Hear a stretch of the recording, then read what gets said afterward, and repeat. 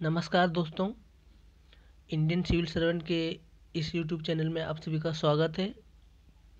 और आज का यह वीडियो हमारे जो है सो बजट पर केंद्रित होगा। 2023-24 का जो बजट है उसमें हम लोग देखेंगे कि बजट में क्या कुछ खास है और क्या कुछ खास नहीं है।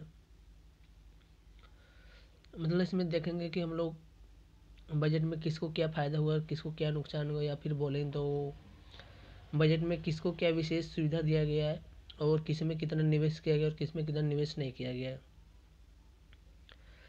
तो चलिए शुरू करते हैं आज का बजट। जो 23-24 का बजट है उसमें देखते हैं कि क्या क्या है खास कुछ और क्या नहीं है। तो देखिए, अगर हम लोग पहले टॉपिक वाइज ये बात करेंगे, सबका जो टॉपिक है उस पर टॉपिक वाइज बात करेंगे।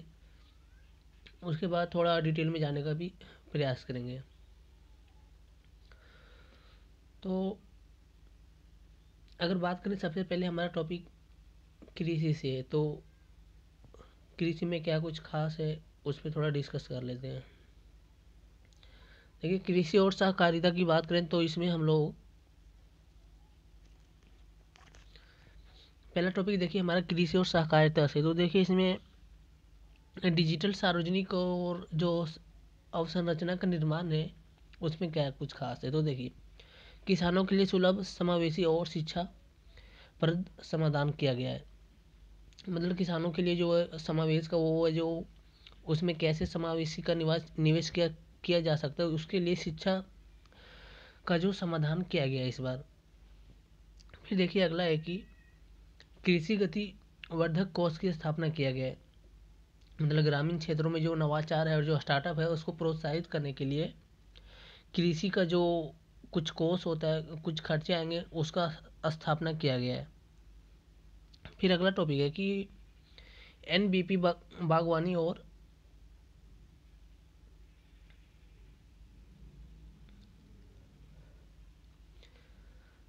ये ये एनबी बागवानी स्वच्छ पौधा कार्यक्रम का जो इस बार शुरुआत किया गया है। मतलब इसमें भी थोड़ा बोलें तो निवेश किया गया है। अब ये एनबी बागवानी का क्या है, उसमें देखिए थोड़ा उच्च मूल्य की बागवानी फसलों का उत्पादन बढ़ाने के लिए इसमें निवेश किया जाएगा इस बार। मतलब बागवानी तो हर तरह की होती, बट इस बार जो सो थोड़ा उच्च कोटि का जो बागवानी उसमें निवेश किया जाएगा।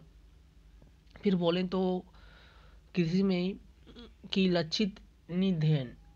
अब इसका मतलब देखिए कि पशुपालन हो गया, डेयरी कार्य हो गया, मत्स्य क्षेत्र हो गया। फिर इसी 3-4 में से 20 लाख करोड़ रुपए का ऋण आवंटन किया जाएगा। फिर देखिए कि नेक्स्ट है कि भारत को मिलेगा वैश्विक केंद्र बनाना। भारत को मिलेट का वैश्विक केंद्र बनाना। मिलेट मतलब वही मोटे मोटे अनाजों वाला जो स्रोत है उसका वैश्विक केंद्र बनाना, यानी विश्व का केंद्र बनाना। तो देखिए, इसमें कहा गया कि अनुसंधान को बढ़ावा देने के लिए IIMR हैदराबाद को सहायता दिया जाएगा। मतलब इसमें जो मिलेट को जो वैश्विक केंद्र बनाना है, इसके लिए अनुसंधान जो हैदराबाद का अनुसंधान है उसको सहायता दिया जाएगा। फिर बोलें तो व्यापक रूप से उपलब्ध भंडारण क्षमता की स्थापना किया जाएगा इस बार। मतलब बहुत बड़े पैमाने पर बोलें तो उपलब्ध जो उसका भंडार है उसका स्थापना किया जाएगा। अब बोलें तो देखिए कि उपयुक्त समय पर बिक्री करने में किसानों को समर्थ बनाकर उसका पारिश्रमिक बढ़ाया जाएगा। मतलब जैसे जब फसल होता है तो उस टाइम पे किसानों का जो फसल है उसका बिक्री किया जाएगा सही टाइम पे, और उनका परिश्रम जो है उसको बढ़ाया जाएगा।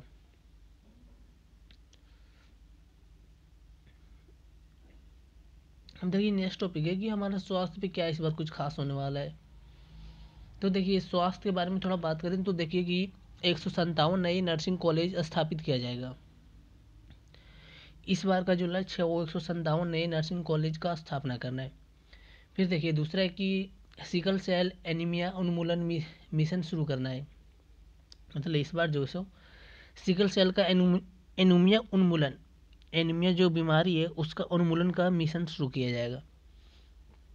फिर नेक्स्ट है कि फार्मास्यूटिकल विकास अनुसंधान को बढ़ावा देने तो नया कार्यक्रम शुरू करना, मतलब फार्मास्यूटिकल जो विकास है उसका भी जो अनुसंधान है उसको भी बढ़ावा देने तो नया कार्यक्रम शुरू किया जाएगा।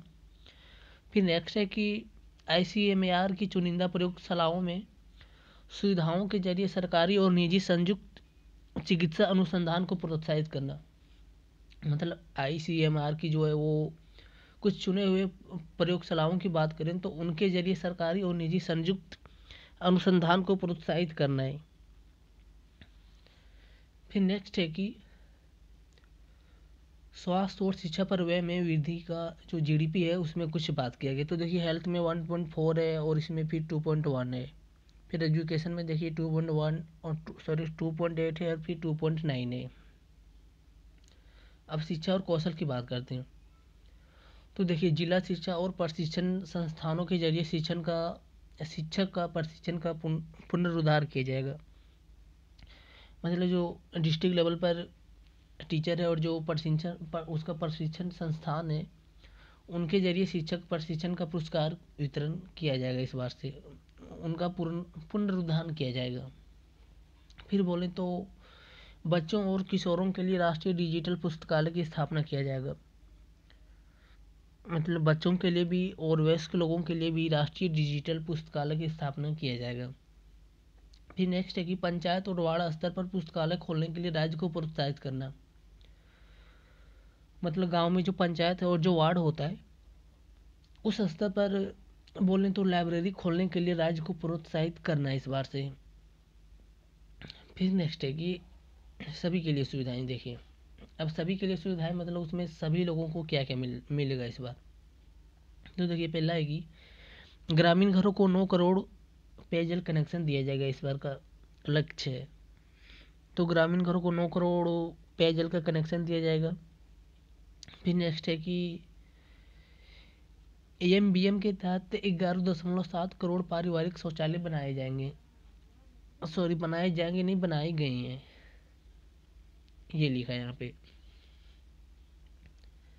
फिर देखिए कि PM किसान के तहत 11.4 करोड़ से अधिक किसानों के लिए 2.2 लाख करोड़ का नगद अंतरण किया जाएगा इस बार, मतलब जो PM किसान योजना है उसमें इस बार करीब 11.4 करोड़ से अधिक किसानों के लिए 2.2 लाख करोड़ का नकदी इस बार आवंटन किया जा सकता है।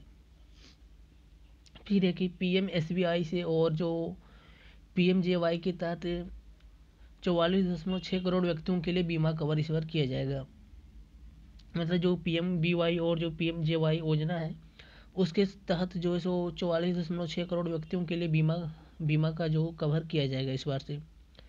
फिर है कि 47.8 करोड़ PM जन धन बैंक खाते खोले जाएंगे, मतलब PM जो जन धन खाता है उसका इस बार से 47.8 करोड़ बैंक खाता खोलने का बोले तो प्रयास किया जाएगा, या तो बोले तो खोला जाएगा इस बार। फिर नेक्स्ट है कि देखिए उज्ज्वला के तहत 9.6 करोड़ LPG कनेक्शन इस बार दिया जाएगा। प्रधानमंत्री उज्ज्वला योजना जो है सो इसके तहत इस बार 9.6 करोड़ LPG कनेक्शन दिया जाएगा। फिर है कि 102 करोड़ व्यक्तियों के लिए 220 करोड़ कोविड टीके दिए जाएंगे, ये इसी बार गलत है कि 102 करोड़ व्यक्तियों के लिए 220 करोड़ कोविड टीके दिए जाएंगे। फिर देखिए नेक्स्ट पर बात करते हैं कि अंतिम छोर तक पहुंचना कैसे और क्या होगा वहाँ पे। तो देखिए प्रधानमंत्री PVTG विकास मिशन का जो योजना है वो भी शुरू करना है इसमें। फिर है कि कर्नाटक के सूखा संभावित क्षेत्र में धारणीय सूक्ष्म सिंचाई हेतु वित्तीय सहायता दिया जाएगा, मतलब कर्नाटक में जो क्षेत्र सूखा है उसको धारणीय सिंचाई हेतु वित्तीय सहायता इस वर्ष से दिया जाएगा। फिर है कि 740 एकलव्य आदर्श आवासीय स्कूलों के लिए अधिकाधिक शिक्षक की भर्ती करना है, मतलब जो एकलव्य आदर्श आवासीय स्कूल है उसके लिए जो है सो शिक्षक की भर्ती करना है। फिर है कि प्राचीन पांडुलिपियों के डिजिटीकरण करण के लिए भारत श्री की स्थापना करना।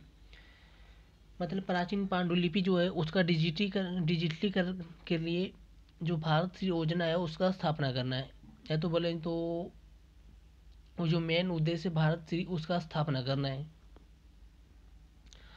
अब बात करें कि अवसंरचना और निवेश क्या क्या किया जाएगा और कितना किया जाएगा, और अवसंरचना कैसी होगी, और फिर बोले तो क्या क्या हो सकती। तो देखिए उसमें बात किया गया कि अवसंरचना और उत्पादक क्षमता में निवेश बढ़ाने के लिए प्रोत्साहन। तो पहले देखिए कि पूंजीगत निवेश जो है उसको परिव्यय को 33.4% से बढ़ाकर 10 लाख करोड़ करना है। मतलब पहला जो पूंजीगत निवेश है उसको 33.4 से बढ़ाकर 10 करोड़ करना है। फिर नेक्स्ट है कि अवसंरचना निवेश को प्रोत्साहित करने के लिए राज्य सरकारों को 50 वर्ष तक ब्याज रहित ऋण जारी रखना है। मतलब जो उसकी अवसंरचना होगी उसको निवेश को प्रोत्साहित करने के लिए राज्य सरकार को 150 वर्षों तक ब्याज रहित ऋण जारी करना है। मतलब सभी राज्य सरकारों को जो 150 वर्ष तक ब्याज रहित ऋण जारी किया जाएगा। फिर अगर बात करें कि रेलवे की हो तो रेलवे के लिए 2.4 करोड़ का अब तक का जो उच्चतम पूंजीगत परिव्यय है वो दिया जाएगा इस बार से। अब अगर बात करें कि पत्तनों, कोयला, इस्पात, उर्वरक क्षेत्र के लिए एंड टू एंड कनेक्टिविटी हेतु निर्दिष्ट 100 परिवहन अवसंरचना परियोजनाएं इस बार किया जाएगा। मतलब जो समुद्री के लिए बात करें तो उसमें देखिए पत्तन हो गया, कोयला हो गया, इस्पात हो गया, उर्वरक क्षेत्र हो गया, उर्वरक क्षेत्र के लिए एंड टू एंड कनेक्टिविटी है तो निर्दिष्ट 100 परिवहन अवसंरचना परियोजना इस बार किया जाएगा। अब बात करें कि OIDF की स्थापना द्वारा श्रेणी 2 और श्रेणी 3 के शहरों में शहरी अवसंरचना का सृजन किया जाएगा इस बार से। मतलब ODIF की स्थापना है उसके द्वारा जो से श्रेणी 2 और श्रेणी 3 की शहरों में जो अवसंरचना का है उसका भी विकास किया जाएगा, फिर बोलेंगे सृजन किया जाएगा। अब बोलेंगे क्षमता उभारना और फिर बोलें तो आस्था आधारित सरकार। अब देखिए इसमें उपाय क्या है और संभावित परिणाम क्या हो सकता है। तो देखिए भारत में AIE का निर्माण 3 शैक्षणिक संस्थानों में अधिक विशेषीकृत AI केंद्रों की स्थापना करना है। फिर उसका संभावित परिणाम देखते हैं कि क्या हो सकता है। तो देखिए इसमें कृषि हो गया, स्वास्थ्य हो गया और धारणीय शहरों में जो से AI आधारित समाधान करने। फिर नेक्स्ट है कि राष्ट्रीय डेटा शासन नीति शुरू करना है, ये उपाय। फिर देखिए संभावित परिणाम क्या हो सकता है कि स्टार्टअप और अकादमी द्वारा अनुसंधान के लिए गुमनामी आंकड़ों तक पहुंच संभव बनाना है। फिर नेक्स्ट है कि विवाद से विश्वास तक जाना है। तो इसमें देखिए MSMI के लिए लचीला संविदा निष्पादन। अब इसका उपाय देखिए कोविड अवधि के दौरान प्रभावित MSMI को राहत देना है। फिर नेक्स्ट है कि विवाद से विश्वास का जो सेकेंड स्टेप है उसमें देखिए सुगम और मानवीकृत समाधान स्कीम करना है। तो देखिए इसमें होगा कि सरकार और सरकारी उपक्रमों से संविदात्मक विवादों का तेजी से निपटाना करना, ये इसका संभावित उपाय है। फिर बोलें तो कोर्ट का चरण 3 शुरू करना है। तो इसमें देखिए कारगर न्याय प्रशासन हो सकता है। फिर बोलें तो व्यावसायिक उद्यमों और धर्मार्थ न्यासों के लिए उपयोग हेतु NTD लॉगर की स्थापना करना है। तो इसमें देखिए इसका संभावित परिणाम क्या हो सकता है। तो देखिए व्यावसायिक पारितंत्र के साथ दस्तावेजों का सुरक्षित ऑनलाइन संग्रह करना और साझा करना सुसाध्य बनाना है। और फिर देखिए कि 5G सेवा आधारित एप्लीकेशन विकास के लिए 100 प्रयोगशालाओं की स्थापना करना इस बार। तो इसका संभावित परिणाम है कि रोजगार की संभावना और व्यवसायों के अवसरों का उपयोग करना है। फिर देखिए कि नेक्स्ट है प्रयोगशाला में निर्मित हीरा के लिए अनुसंधान और विकास अनुदान। तो इसका कहा है कि घरेलू उत्पादन को प्रोत्साहित करके आयात पर निर्यात कम करना है। अब बोलें तो हरित विकास में क्या क्या इस बार क्या कुछ खास होने वाला है, तो उसमें भी थोड़ा देखिए डिस्कस करते हैं। पहला है कि राज्य क्षेत्रों को वैकल्पिक उर्वरकों के प्रयोग को बढ़ावा देने के लिए प्रोत्साहन मिलेगा। मतलब अगर राज्य है या फिर बोलें तो राज्य बोले या फिर बोले तो केंद्र शासित प्रदेश बोले या संघ बोले, तो उसमें जो सो वैकल्पिक उर्वरकों के प्रयोग के लिए उसको बढ़ावा देने के लिए प्रोत्साहन मिलेगा। वैकल्पिक उर्वरक मतलब हो गया कि जैविक उर्वरक बोलें तो उसको बढ़ावा देने के लिए प्रोत्साहन इस बार से दिया जाएगा। फिर नेक्स्ट है कि 500 नए अवशिष्ट से धन संग्रह किया जाएगा इस बार। फिर नेक्स्ट है कि चक्रीय अर्थव्यवस्था को बढ़ावा देने के लिए गोवर्धन स्कीम के तहत स्थापित किए जाने, मतलब चक्रीय अर्थव्यवस्था को जो बढ़ावा देना है उसके लिए गोवर्धन स्कीम के तहत स्थापित किया जाएगा कुछ इस बार। फिर देखिए कि संभरणीय कार्यों को प्रोत्साहित करने के लिए EPEI के तहत अधिसूचित किया जाना इस बार। फिर नेक्स्ट है कि देखिए तट रेखा के साथ साथ मैनग्रोव पौधारोपण के लिए मिट्टी की शुरुआत करना है, मतलब संभालनीय पारितंत्र का विकास कैसे, मतलब इसमें क्या कुछ हो सकता है। तो उसमें जो बताया गया कि तट रेखा का जो साथ साथ में मैंग्रोव पौधारोपण के लिए है उसमें मिट्टी की शुरुआत करना है। फिर नेक्स्ट है कि आर्द्र भूमियों के लिए इष्टतम उपयोग के लिए अमृत धरोहर का कार्यान्वयन किया जाएगा इस बार से, मतलब जो थोड़ा बहुत सूखा है उसमें जो इष्टतम उपयोग के लिए अमृत धरोहर का कार्यान्वयन किया जाएगा। फिर नेक्स्ट है कि एंड पेलिंग क्या किया जा सकता है। तो देखिए इसमें किसानों को प्राकृतिक कृषि अपनाने में सहयोग देने के लिए 10,000 बायो इनपुट संसाधन केंद्रों की स्थापना की जाएगी, मतलब किसानों को जो प्राकृतिक किसान है उसको जो जो अपनाएगा उसको सहयोग देने के लिए 10,000 बायो इनपुट संसाधन केंद्रों का स्थापना किया जाएगा। फिर बोले तो बैटरी ऊर्जा भंडारण प्रणालियों को बढ़ावा, और मतलब इस बार जो बैटरी ऊर्जा मतलब सोलर ऊर्जा जो हो गया उसको उसका जो भंडारण है उसका प्रणालियों को बढ़ावा देना है। फिर नेक्स्ट बोलें तो ऊर्जा दक्ष परिवहन के लिए तटीय नौवहन को बढ़ावा देना है, मतलब ऊर्जा का जो दक्ष परिवहन है उसको बढ़ावा देने के लिए नौवहन को बढ़ावा देना है। फिर पुराने प्रदूषणकारी वाहनों को बदलने के लिए निधियों का आवंटन करना है, मतलब जो अगला बार जो बजट में पेश किया गया था कि खराब मोटरों को बंद किया जाएगा, या फिर बोलें तो खराब वाहनों और मोटरसाइकिलों को रिपेयर किया जाएगा, फिर बोलें तो उसको बंद किए जाएंगे पूरी तरह से। तो उसमें भी इसमें भी यह बात बोला गया कि पुराने प्रदूषणकारी वाहनों को बदलने के लिए निधियों का आवंटन किया जाएगा। अब बात करें कि युवा शक्ति या फिर बोलें तो युवा पीढ़ी के लिए इस बार क्या कुछ खास होने वाला है। तो देखिए इसमें PMKY 4.0 की शुरुआत इस बार से किया जाएगा, जिसमें कोडिंग होगा, आर्टिफिशियल होगा, इंटेलिजेंस होगा, रोबोटिक्स होगा, 3D मुद्रण होगा, फिर आदि नए पाठ्यक्रमों को शामिल किया जाएगा। ये हो गया PMKY 4 की शुरुआत में।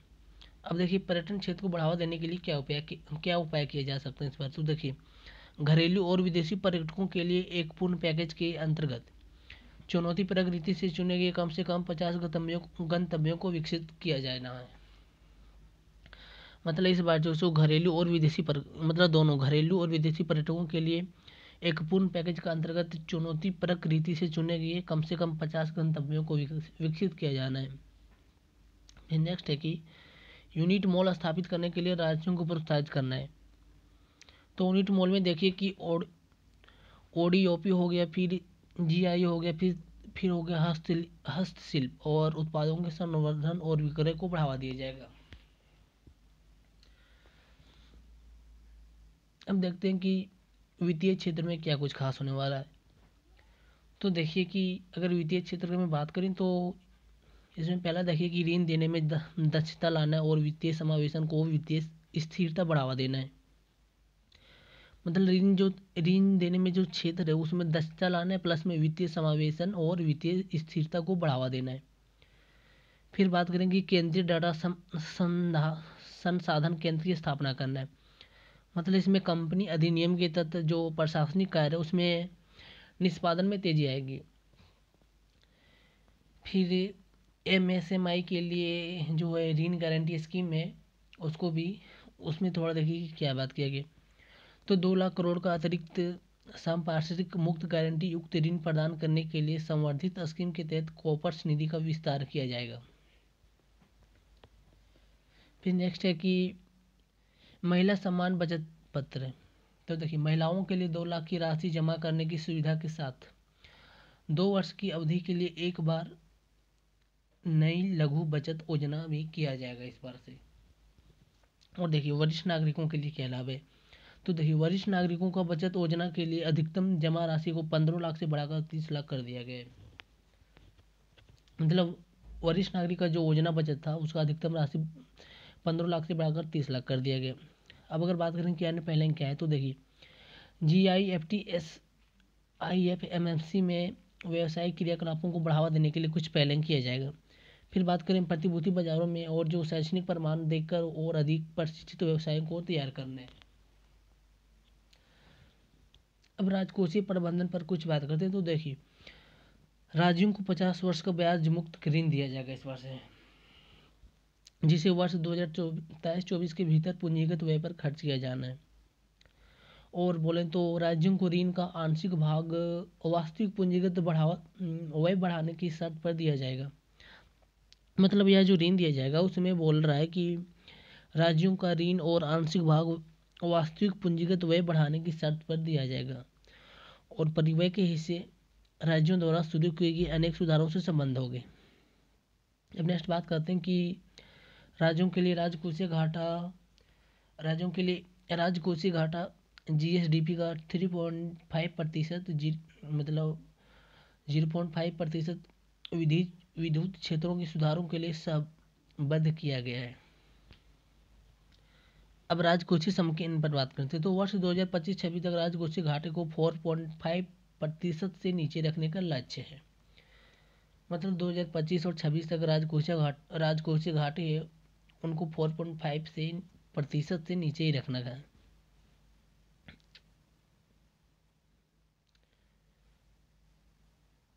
अब देखिए अप्रत्यक्ष करों के सरलीकरण के लाभ क्या क्या हो सकते हैं इस पर। तो देखिए उच्च निर्यात होगा, उच्चतर घरेलू विनिर्माण होगा, अर्थव्यवस्था में अधिक मूल्यवर्धन होगा, हरित ऊर्जा और गतिशीलता होगा। अब बात करें कि निम्नलिखित पर निम्न शुल्क में परिवर्तन क्या हो सकता है। तो इसमें बात करें कि लिथियम हो गया, आयन हो गया, बैटरी हो गया, विनिर्माण के लिए पूंजीगत वस्तुओं के आयात में, और इसका लाभ क्या होगा। तो बात करें कि पर्यावरण हितैषी परिवहन के लिए इसका लाभ हो सकता है। अब बात करें कि मोबाइल कैमरा लेंसों के आयात में क्या होगा। तो देखिए इसमें मूल्यवर्धन बढ़ाना होगा। अब बात करें कि DNHR इथाइल एल्कोहल में क्या होगा। तो देखिए इसमें होगा कि रसायन उद्योगों के लिए थोड़ा लाभ हो सकता है। अब बात करें कि थ्रीम आहार के उत्पादन के लिए मुख्य इनपुट क्या होगा। तो देखिए इसमें अधिक समुद्री निर्यातों के लिए हो सकता है। अब बात करें कि प्रयोगशाला निर्मित हीरों के लिए विनिर्माण के लिए बीज क्या होगा। तो देखिए इसमें निर्यात संवर्धन होगा। अब बात करें कि कॉपर स्क्रैप ऑफ रियायती बुनियादी सीमा शुल्क जारी रखना। तो इसमें देखिए MSI कच्चे के माल की उपलब्धता बढ़ावा देना है। फिर देखिए मिश्रित रबर प्राकृतिक रबर के बराबर लाने के लिए है। तो देखिए इसमें भी शुल्क जो सो अपवंचन को रोकने के लिए किया जाएगा। अब बात करेंगे प्रत्यक्ष और प्रस्तावकार में क्या हो कुछ खास होगा। तो देखिए इसमें अनुपालन के लिए बोझ को कम करना है, फिर उद्यमशीलता की भावना को बढ़ावा देना है और नागरिकों को राहत प्रदान करना है। अब नेक्स्ट देखिए कि करदाताओं के पोर्टल पर 45% जो है सो विवरणियों को 24 घंटों के भीतर संशोधित किया जाएगा। फिर नेक्स्ट है कि औसत साधन और अवधि जो है सो उसका 8 वर्षों में 93 दिन से घटकर 16 दिन रह गई है। नेक्स्ट है कि इस साल 6.5 करोड़ से अधिक विवरणियों को संशोधित किया जाएगा। अब देखिए कि उद्योगों के लिए करों का लाभ सरलीकरण कैसे होगा। तो देखिए इसमें कुछ बोला गया है कि प्रकल्पित कराधान के लिए लाभ प्राप्त करने के लिए सूक्ष्म उद्यमों एवं व्यवसायिक के लिए सीमा बढ़ाना है, जिसमें 95% प्राप्तियां नगद होगी। फिर देखिए MSMI को किए गए भुगतान पर कटौती की अनुमति वास्तविक रूप से किए गए भुगतान पर ही दिया जाएगा। फिर देखिए 31 मार्च 2024 तक विनिर्माण शुरू करने को सहकारी समितियों को 15% से बढ़ाकर 15% कॉरपोरेट का लाभ देना है। फिर देखिए PACS और PCARDB द्वारा नकद में जमा एवं ऋण के लिए प्रति सदस्य 2 लाख की उच्चतम सीमा को तय करना है इस बार से। फिर देखिए कि सहकारी समितियों के लिए नकदी निकासी और TDS के लिए 3 करोड़ की उच्चतर सीमा करना है। अब नेक्स्ट देखिए कि स्टार्टअप के लिए आयकर लाभ हेतु निगमन की तारीख का वर्ष तक विस्तार करना है। फिर देखिए स्टार्टअप की शेयरधारता को निगमन के 7 वर्ष से 10 वर्ष में परिवर्तन करने पर हुई हानि को अग्रहणित करने का लाभ किया जाएगा। फिर है कि केंद्र अथवा राज्य की संविदा द्वारा स्थापित प्राधिकरणों को बोर्डों एवं आयोगों की आय को कुछ क्षेत्र में आय कर से छूट दिया जाएगा। फिर है कि 31 मार्च 2025 तक IFSC GIEFT CTO धनराशि को पुनः अंतरित करने के लिए करों की लाभ की अवधि का विस्तार करना है। अब बात करें कि इस साल रुपया कैसे आएगा और कहाँ से आएगा और कहाँ जाएगा। तो देखिए पहले बात करते हैं कि रुपया कहाँ से आएगा इस बार। तो देखिए आयकर जो सो 15% होगा इस बार का। फिर केंद्रीय उत्पाद शुल्क होगा सो 7% होगा। फिर निगम कर होगा वो 15% होगा। फिर बात करें कि वस्तु एवं सेवा कर और जो अन्य कर है उसमें भी 17% होगा। फिर सीमा शुल्क होगा वो जो 4% होगा। फिर ऋण रहित पूंजीगत प्राप्तियां होगा वो 2% होगा। फिर कर रहित ऋण प्राप्तियां 6% होगा। और जो ऋण और अन्य देयताएं हैं वो 34% होगा। तो इसमें बात करेंगे कि सबसे ज़्यादा पैसा कहाँ से आएगा, तो वो ऋण और अन्य से आएगा। और अगर बात करें कि सबसे कम पैसा कहाँ से आएगा, तो इसमें देखिए कि ऋण रहित पूंजीगत प्राप्तियों से सबसे कम पैसा आएगा इस बार। अब ये तो बात कर लेंगे पैसा कहाँ से आएगा। अब बात करते हैं कि पैसा कहाँ जाएगा। तो देखिए पेंशन में जो पेंशन योजना है, जो पेंशन दिया जाता है उसमें 4% जाएगा। फिर अन्य व्यय में 8% जाएगा। फिर करों और शुल्कों में राज्यों का हिस्सा जो है उसमें 18% जाएगा। फिर वित्त आयोग और अन्य अंतरण में 9% जाएगा। फिर केंद्रीय क्षेत्र की जो योजनाएं हैं उसमें 17% जाएगा। फिर बात करें कि रक्षा में कितना इस बार व्यय होगा, तो 8% होगा। फिर सब्सिडी में 7% जाएगा। और केंद्रीय प्रायोजित योजनाएं हैं उसमें 9% जाएगा। अब बात करेंगे सबसे ज़्यादा किस में जाएगा। तो देखिए सबसे ज़्यादा इसमें इस बार जा रहा है ब्याज और भुगतान में 20%। तो ये हो गया कि रुपया कहाँ से आता है, रुपया कहाँ जाएगा। अब बात करें कि विशिष्ट मंत्रालयों के लिए आवंटन इस बार कितना किया जाएगा। मतलब सभी मंत्रालय जो है सो उसमें उसके लिए कितना आवंटन इस बार किया जाएगा, करोड़ में बात करें, मतलब लाख करोड़ में बात करें। तो देखिए रक्षा मंत्रालय उसमें सबसे पहले इस बार किया जाएगा 5.94 लाख करोड़ रुपये। अब सड़क परिवहन और राजमार्ग मंत्रालय का बात करें तो 2.70 लाख करोड़ है। फिर बात करें कि रेल मंत्रालय, तो उसमें देखिए कि 2.41 लाख करोड़ का है। फिर उपभोक्ता मामले, खाद्य एवं सार्वजनिक वितरण का मंत्रालय का बात करें तो 2.06 है। फिर गृह मंत्रालय का बात करें तो 1.96 है। फिर रसायन एवं उर्वरक मंत्रालय का बात करें तो 1.78 है। फिर बात करें ग्रामीण विकास मंत्रालय तो 1.60 है। फिर कृषि और किसान कल्याण मंत्रालय 1.25 है। और जो संचार मंत्रालय उनमें 1.23 है। हम देखिए कि मुख्य योजनाओं के लिए आवंटन कितना किया जाएगा, करोड़ में बात कर रहे हैं। तो देखिए फार्मास्यूटिकल उद्योग का विकास जो 2023-22 में किया गया था 100 करोड़। फिर 2023-24 के लिए मतलब 2022-23 के लिए 100 करोड़ था।